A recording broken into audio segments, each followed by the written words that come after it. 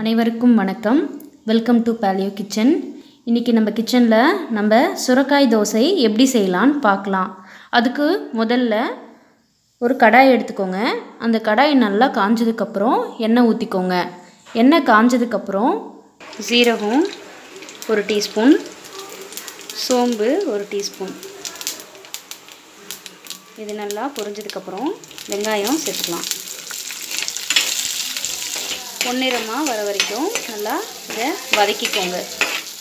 அதுக்கப்புறம் இந்த தோசைக்கு தேவையான காரத்துக்கு நம்ம வரமிளகாய் சேர்த்துக்கலாம். நான் ஒரு 6 வரமிளகாய் சேர்த்துருக்கேன்.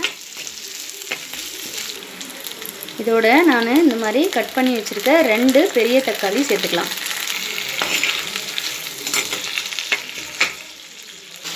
பாருங்கள், இது நல்லா வதங்கி வந்துடுச்சு.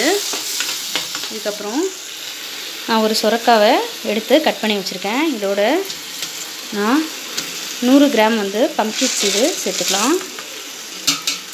அதுக்கப்புறம் அதே ஒரு 100 கிராம் சன்ஃப்ளவர் சீட் சேர்த்துக்கலாம். இதோட இதுக்கு தேவையான அளவு உப்பு சேர்த்துக்கலாம். சேர்த்து முதல்ல நம்ம இதை அரைச்சி எடுத்துக்கலாம். பாருங்கள், இப்போ மாவு அரைச்சாச்சு. இப்போ இதோட நம்ம வதக்கி வச்சுருக்க இந்த வெங்காயம் தக்காளி எல்லாத்தையும் நம்ம இதோட சேர்த்து அரைச்சி எடுத்துக்கலாம்.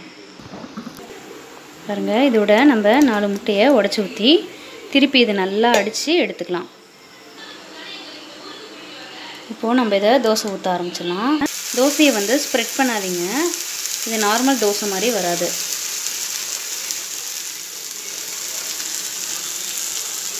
இதை நம்ம மூடி போட்டு சிம்மிலேயே நல்லா வேக வச்சுக்கலாம்.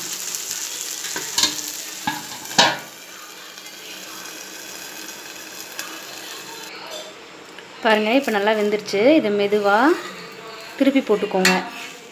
சிம்மிலேயே வேக வச்சிங்கன்னா தான் உங்களுக்கு இந்த மாதிரி வரும். இதை நல்லா மெதுவாக திருப்பி போட்டு எடுத்துக்குங்க.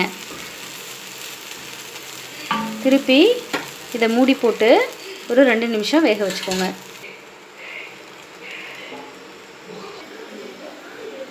பாருங்கள், நம்மளுடைய பேலியோ சுரக்காய் தோசை ரெடி ஆயிடுச்சு. இது எல்லோரும் வீட்டில் ட்ரை பண்ணி பாருங்கள், ரொம்ப நல்லாயிருக்கும்.